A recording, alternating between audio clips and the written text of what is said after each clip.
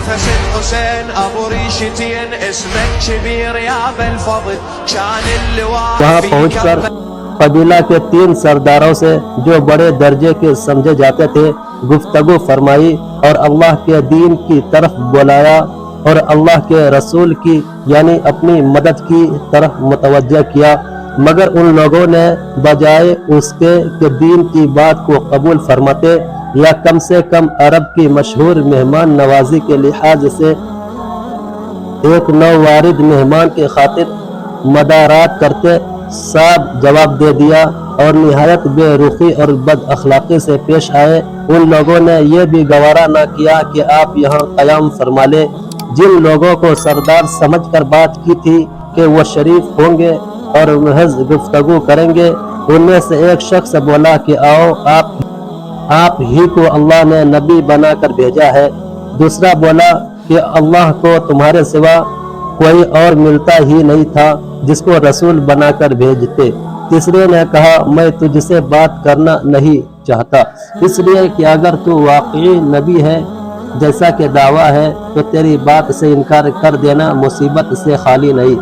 اور اگر جھوٹ ہے تو میں ایسے شخص سے بات کرنا نہیں چاہتا۔ اس کے بعد ان لوگوں سے نا امید ہو کر حضور کریم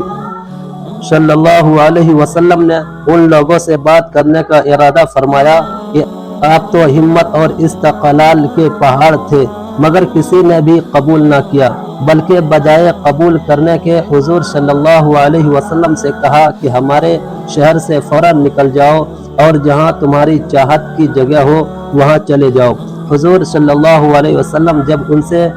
بالکل مایوس ہو کر واپس ہونے لگے تو ان لوگوں نے شہر کے لڑکوں کو پیچھے لگا دیا کہ آپ کا مذاق اڑائے،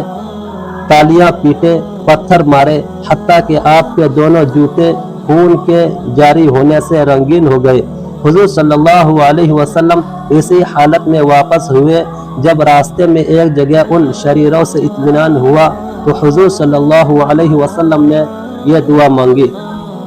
اے اللہ تجھ ہی سے شکایت کرتا ہوں، میں اپنی کمزوری اور بے کسی کی اور لوگوں میں ذلت و رسوائی کی، اے میرا پروردگار ہے تو مجھے کس کے حوالہ کرتا ہے؟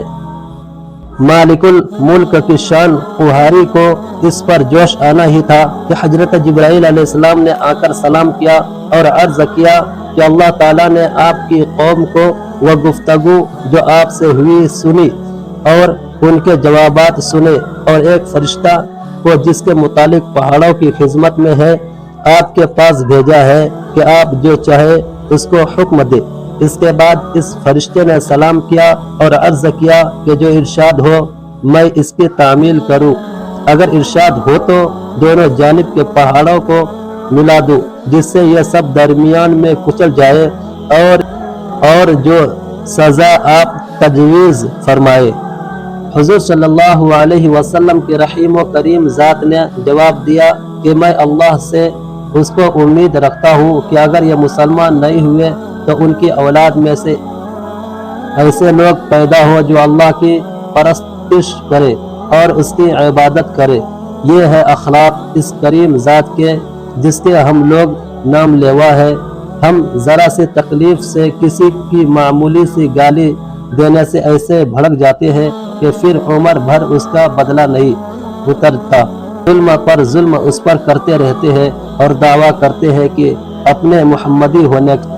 سخت۔ نبی کریم صلی اللہ علیہ وسلم اتنی سخت تکلیف اور مشقت اٹھانے کے باوجود نہ بددعا فرماتے ہیں نہ کوئی بدلہ لیتے ہیں۔